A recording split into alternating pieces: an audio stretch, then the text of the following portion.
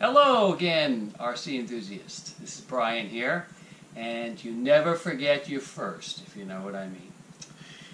This was the first RC I ever got, was the JJRC Q65, and right out of the box, it needs a lot of help.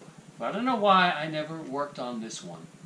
I always did other models, and then decided one day, it's time to fix this up.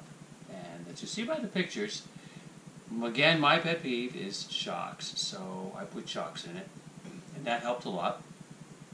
In the two pictures, you'll be able to see how I actually placed those shocks on. It really wasn't that difficult. A little bit of cutting on the inside frame, on the front wheels, and on the back wheels. It was just the addition of a little plate that holds the shock on in that case.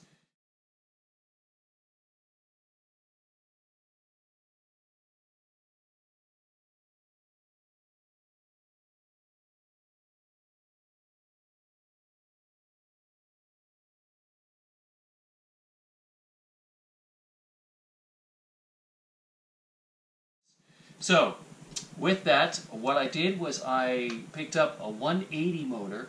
I believe it's from WPL, and it fits right in, which is great. And I put also the metal drivetrains. They're very important. I kept the stock gearing on this, and I think I like it. I do have another set that have smaller diameter differentials, which I'm going to try at some point. The wiring you have to be a little bit careful with, and it gets to be a little bit tricky sometimes, especially in this one frame piece going back on the side rails. You put a little cut, a little divot in there so the wires can fit in there. As you can see, I've got tape all over the place to hold everything down. I used a different ESC. I used different lights, different bulbs, so that I can utilize a 1200 milliamp battery, which works really well. You can see how I sort of, I did the inside here a little bit. I put different headlights in there that are much, much brighter. I really like these headlights, and you saw that it has the two little red tail lights in the back. And tons of wires, but you just slowly wrap them around to fit them. The only thing I do wish was that the spring rates were a little different.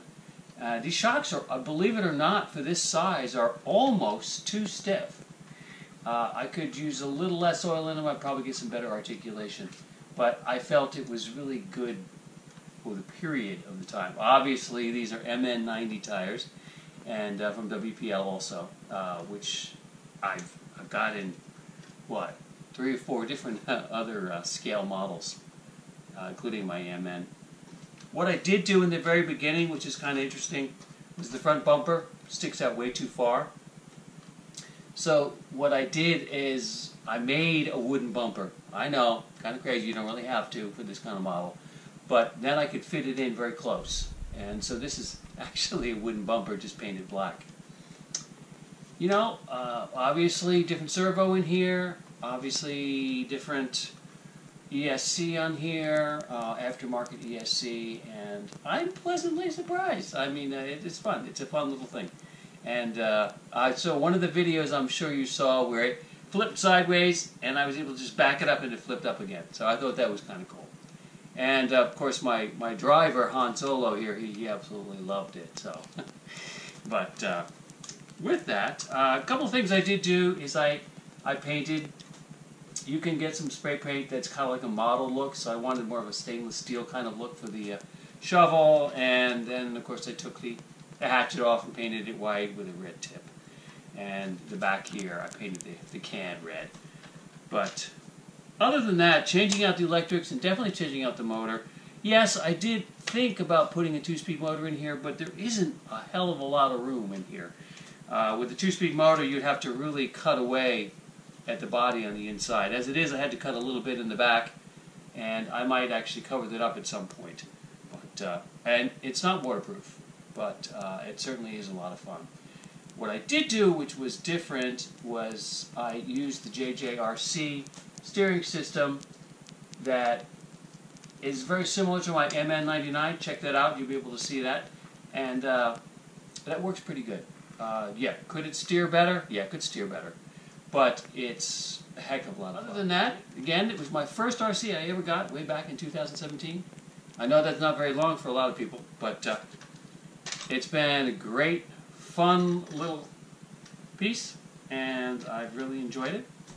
The dumb bore is also a 4-channel. I usually always get the 4 channels now. I mean, why bother getting anything else? I mean, the price differential is like $5. So this is actually, I like it nice. I don't like that it's plastic, and but it works fine. It really does. I've got tons of old ones. I'm just going to change out and put rubber on it at some point. But I hope you enjoyed the video, and we will see you soon. I've got another model kit that I'm going to be putting together, and it's a 1/12, and looks like it's going to be a lot of fun. So, you have an awesome day. Spring is finally here. I caught my first fish today out of my river. I absolutely loved it. We ate it last night. It was awesome. Take care, subscribe, and go ahead and notate and give any pictures or ideas or anything that you have on yours. There are a bunch of great Q65 people out there that have done a lot of wonderful things with this, and it's about time I did too. Take care. Bye-bye.